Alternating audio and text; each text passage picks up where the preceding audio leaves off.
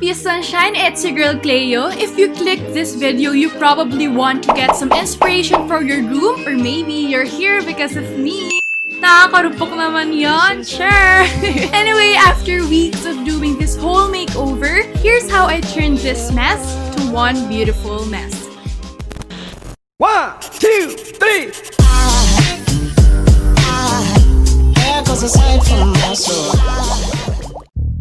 So ito guys, yung before clips ng aking kwarto, and kita nyo naman, dilaw na dilaw siya, kaloka. Hindi naman halata na dilaw ang paborito kong kulay, no? Medyo naloloka na talaga ako, so I think kailangan ko na talaga siya palitan. Kita nyo rin naman na sobrang gulo niya. And exposed yung stuffed toys ko and yung alkansya ko pa na pig, na dilaw din. Anyway, yung first kong ginawa with the help of my parents is of course, tinanggal ko lahat ng mga gamit, lahat ng mga nakasabit, ganun. And kita nyo naman, hirap na hirap ako tanggalin yung vision board dyan, no?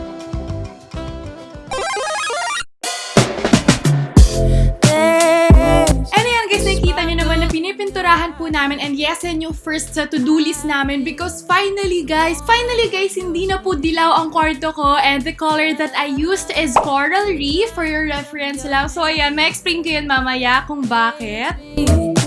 Tremble with it. Konti lang Kuha ka daw ng guys. konti. Yan. Tapos, hanggat masipsip lang naman yung konti. Oh. Tapos onti-onti lang, hindi yung isang plake na ganun, gaya ng ginagawa ko kanina. We're decorating my room! So guys, I honestly chose this color kasi gusto ko talaga color pink. Then si mommy na and daddy yung bumili because syempre bawal naman tayo lumabas because of quarantine, mga bata and all that. And this particular shade is Coral Reef. Di ba mami? Gusto ko itong particular shades is something that, you know, screams more of me. And although yellow is my favorite color, I've read na parang hindi siya good as a wall color, ganun. And the rest is white, para clean lang. And dito ko na rin kasi gusto talaga mag-vlog dahil maganda naman yung lighting dito. So, kaya talaga kailangan mag-invest kayo with the right colors, mga gusto niya talaga. So, ngayon, magpipinta tayo kasi ang dami ko na sinasabi. Tignan nyo to guys. So, sobrang uneven pa siya. So, didiin na natin like this. Yun yung turo ni Daddy.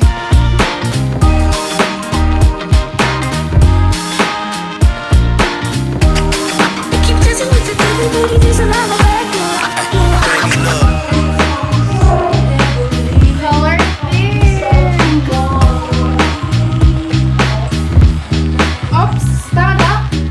Sayang to, pinaint na to ni mommy guys kasi gagawin ko rin siyang Coral Reef mamaya. Liliyain mo natin siya para magpantay yung wall. I decided to paint this corner white since this is the background that I plan to use in my videos para clean lang siya tignan, you know. Parang nalagyan ng glitters yung phone ko. May mga puti na siyang paint. Oh my gulay.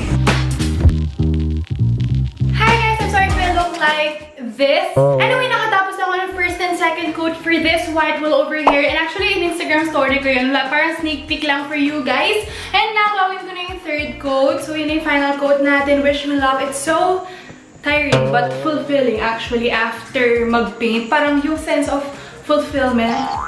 Yes. Third layer painting.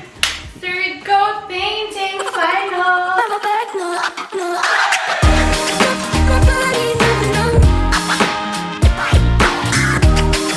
So ito na nga guys, yung sinasabi ko sa inyo kanina, napipinturahan ko rin siya with Coral Reef, yung puti na ginawa ni mommy. So ayan na yun guys, because I feel like para siyang sementeryo, ganun with the windows. Oh my god. So I feel like mas cozy na yung vibe niya, mas warm with this color. Hi sunshine! So for today, ang gagawin naman natin is yung talagang redecoration na kumbaga.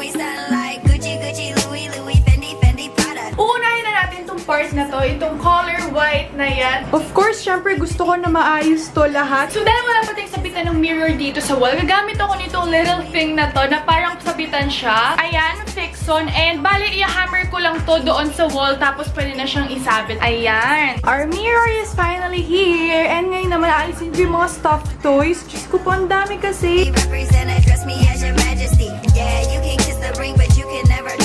sorry, natatawa ako kasi sa totoo lang, very memory hoarder. Dahil sobrang short term ko, kasi madali talaga ako makalimot ng mga bagay-bagay na nangyayari sa buhay ko. Kaya sa pamamagitan ng pagkikeep ng mga bagay, like kahit yung mga tickets, yung mga ganung simpleng bagay talaga, doon ko lang naaala. Tinan nyo, may pa-autograph pa ako dati.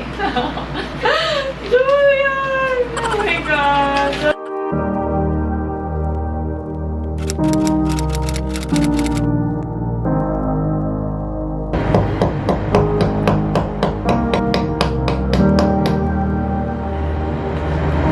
So, this is how it looks like kapag sinapit siya.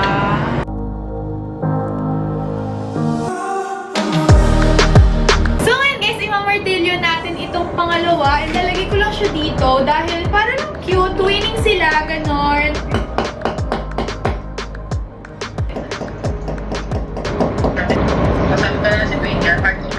Hi guys!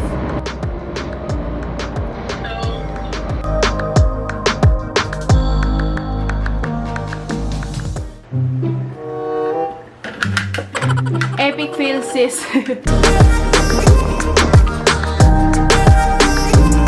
So, hi guys! Ngayon kasi gabi na and kita nyo naman nakapajama na po ako, no? And isasabit ko lang itong halaman dito sa kwarto ko, dito sa mirror. Ayun, parang aesthetic mode siya, ganon. By the way, may kasama pala tayong guest natin. Hello ka! Wow! Ano yung sinasabi mo, Ella? Panggubat, George of the Jungle, yan, Tarzan. Pakasama yung unggoy. Wow! Ito guys, oh. Kaya ba today? Ito na po yung tsura ng mirror. Hi, Kayla. Ito. Yes! Woo! Marami na tayong mga OOTD dito.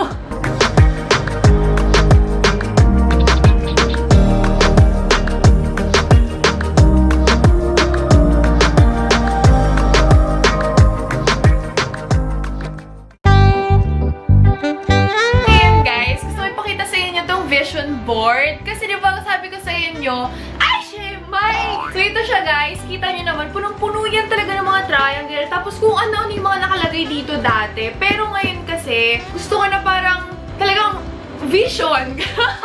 Actually, may nakita ako sa Instagram. So, ayan, ipapaste ko na lang dyan sa screen nyo kung gusto nyo gawa na sarili yung vision board. Kasi I think it's great. And actually, na-print ko na lahat ng pictures, lahat ng quotes na parang gusto kong isama. Ganon. So, yun yung gagawin natin ngayon. Grabe guys, I super love how this vision board turned out. And now, syempre, nilalagyan ko lang sila ng thumbtacks para dumikit siya sa board mismo.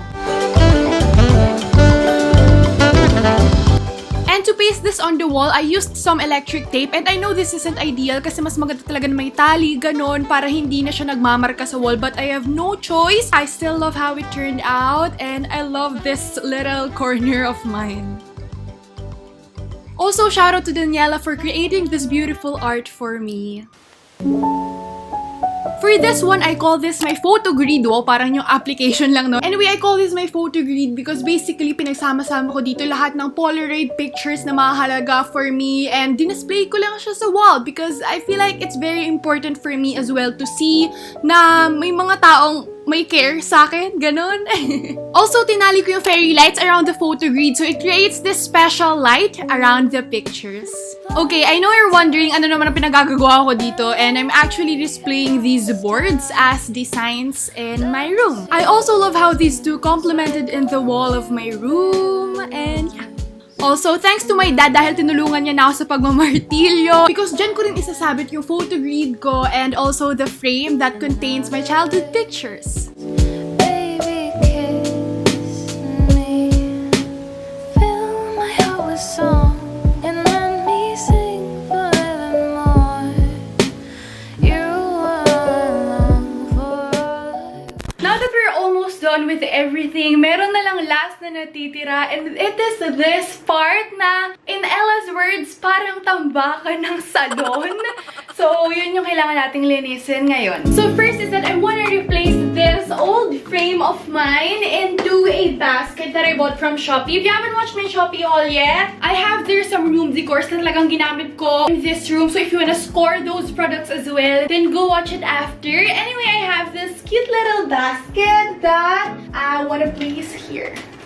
Goodbye, frame!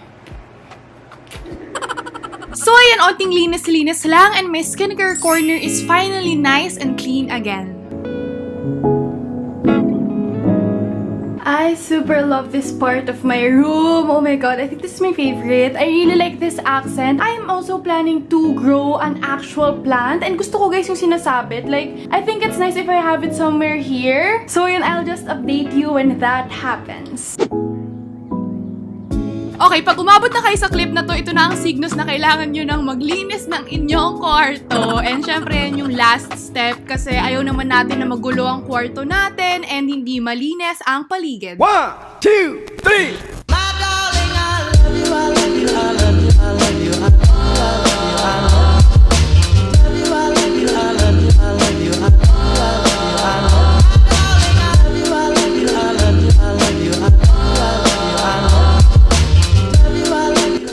Sunshine, so after doing this whole room makeover, I just realized how important it is to invest in your room. Dito ko talaga na-realize na ang sarap sa pakiramdam when your room is your own sanctuary, your own comfort zone. And yeah, my heart is actually full of joy with the result. And I also hope that you get an inspiration from this video. See you next Tuesday for my next video. Don't forget to subscribe. I love you all so much. Stay safe and hydrated. Dream of you.